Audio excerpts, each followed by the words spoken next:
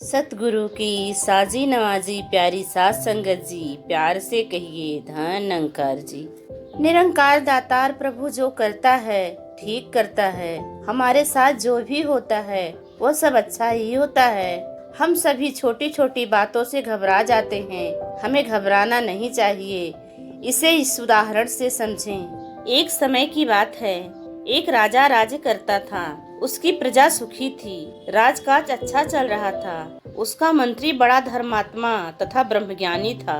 उसका यह दृढ़ विश्वास था कि परमात्मा जो करता है वह उचित ही होता है। अपनी इस बात को वह दुखी लोगों को सांत्वना देते हुए प्रायः कह दिया करता था कि परमात्मा की रजा में राजी रहने में ही सुख है। वास्तव में परमात्मा का किया हुआ कार्य गलत नहीं होता। यदि हम परमात्मा के किए काम को गलत समझते हैं तो यह हमारे गलत दृष्टिकोण का सूचक है। उसकी इस बात को लोग सनक भर समझते थे। वे उसकी बात का प्रतिवाद तो नहीं कर सकते थे, परंतु दिल से मानते भी नहीं थे।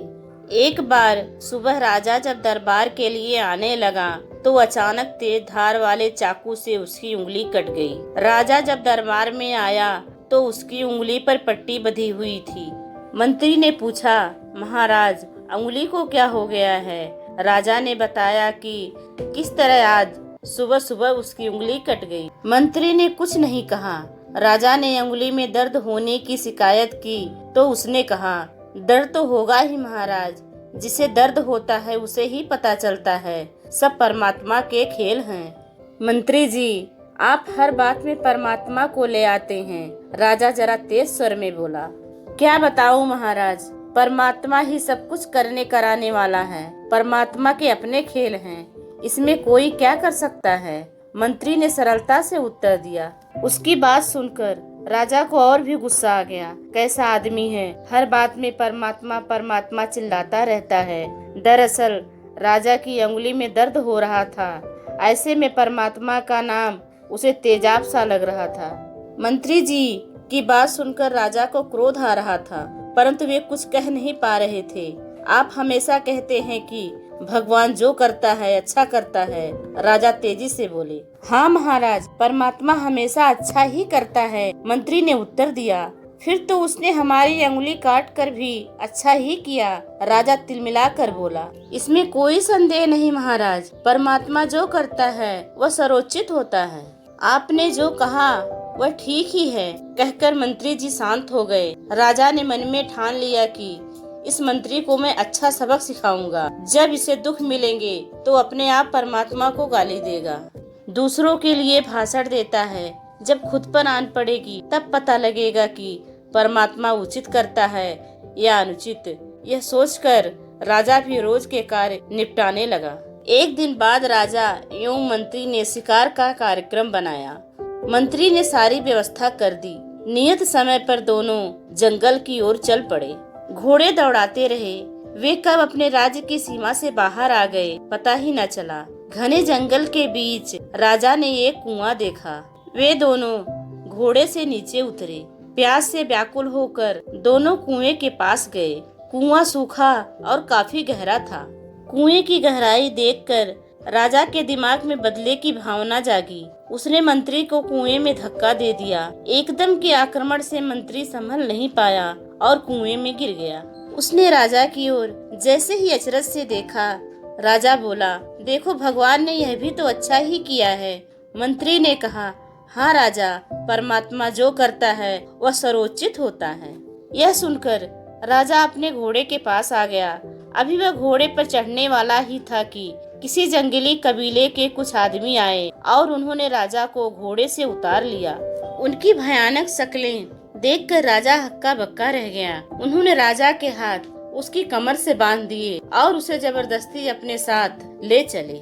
राजा ने जब उनको आपस में बात करते सुना तो राजा के पसीने छूट गए, क्योंकि वे कह रहे थे कि अच्छा तगड़ा आदमी है, इसकी बलि पाकर देवी बहुत खुश होंगी। उसकी अच्छी तंदुरुस्ती देखकर वे बड़े खुश हो रहे थे। उनकी जबरदस्ती का राजा कोई प्रतिवाद नहीं कर पा रहा था। उसे मंत्री की रह रहकर याद आ रही थी। वे आदमी राजा को एक मंदिर में ले गए। वहाँ एक पुरोहित बैठा था।